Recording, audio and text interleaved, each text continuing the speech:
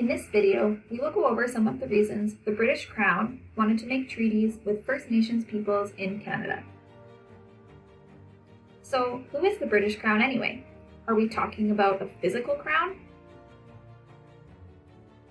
For many Canadians, the word crown has come to mean government, since the idea of the crown in Canada has its roots in British traditions, where the state was headed by the person who wore the crown. To First Nations people, the crown means the Queen and the British government. To figure out why, we have to look back into the history of how Canada became a country.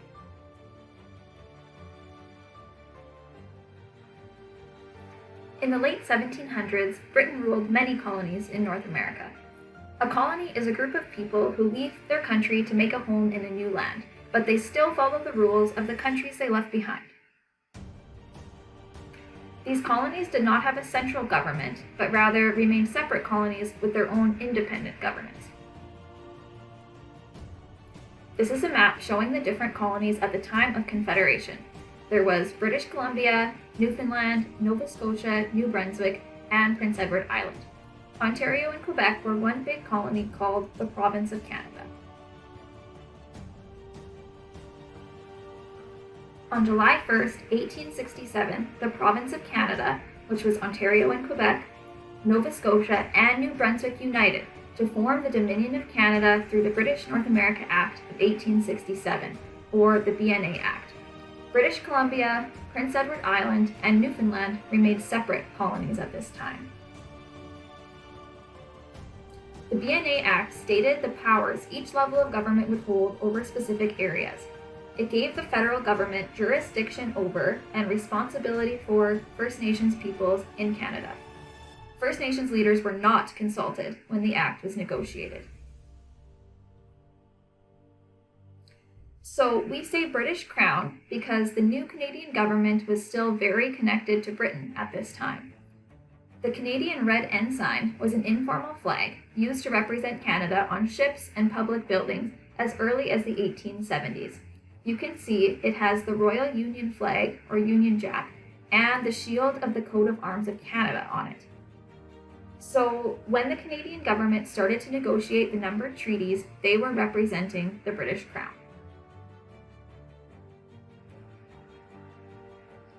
Alexander Morris, a treaty commissioner who was involved in negotiating Treaty 3, Treaty 4, Treaty 5, and Treaty 6, promised that First Nations people would have the protection of the Crown and that the Queen's authority would surround them. This is a quote from Elder Danny Musqua from Kisiku's First Nation. The Queen has adopted First Nations as children. A joint relationship will come out of that. And so we have a joint relationship with the Crown because the Queen is now our mother.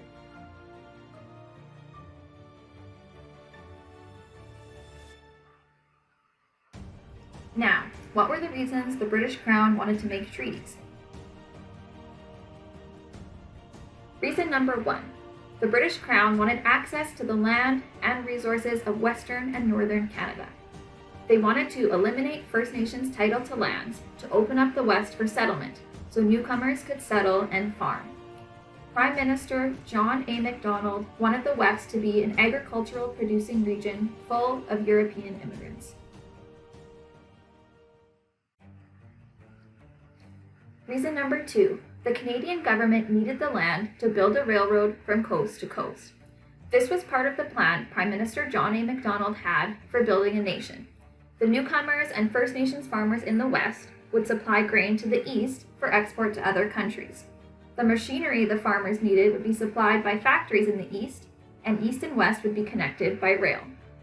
They also needed to complete a railway from Ontario to British Columbia to ensure that British Columbia would remain in Confederation. They had promised this to BC as a condition of joining Confederation in 1871. This picture shows CPR Director Donald A. Smith driving the ceremonial last spike when the western and eastern sections of the CPR finally met in British Columbia. When they took this iconic historic photograph, all of the Chinese Canadian workers were cleared from view.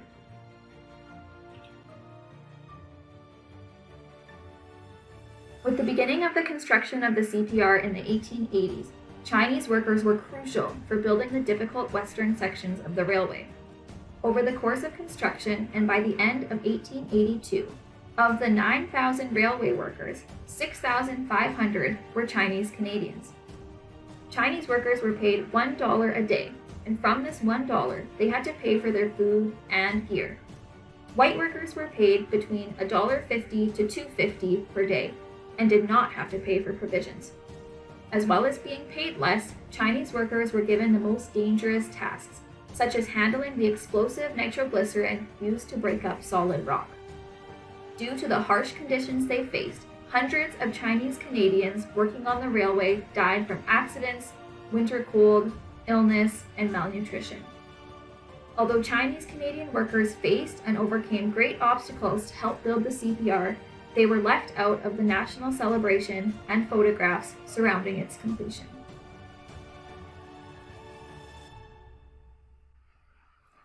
Reason number 3. The British Crown wanted to stop American expansion to the north. The United States was looking northwards to expand its borders. If Canada didn't settle the land in the west, they believed the Americans would. The Canadian government also feared that First Nations would form allies on both sides of the border and create conflict.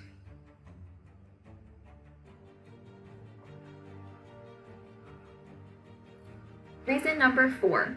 The British Crown wanted treaties to ensure peace and friendship between the British Crown and First Nations. A war would be too costly and the loss of life would be too great. During the 1870s, the United States government routinely spent over $20 million per year fighting wars with the First Nations in the Plains, and this amount of money was more than the total budget of the Dominion of Canada. Many lives were lost in these wars. Treaties were seen as a small price to pay for relative peace in the West.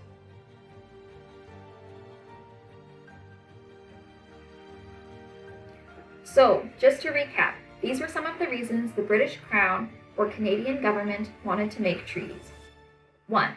Access to land and resources so European immigrants could farm. 2. Build a railroad to connect the East and West and keep BC in Confederation. 3. To stop the United States from expanding north. And 4. To avoid the cost of wars.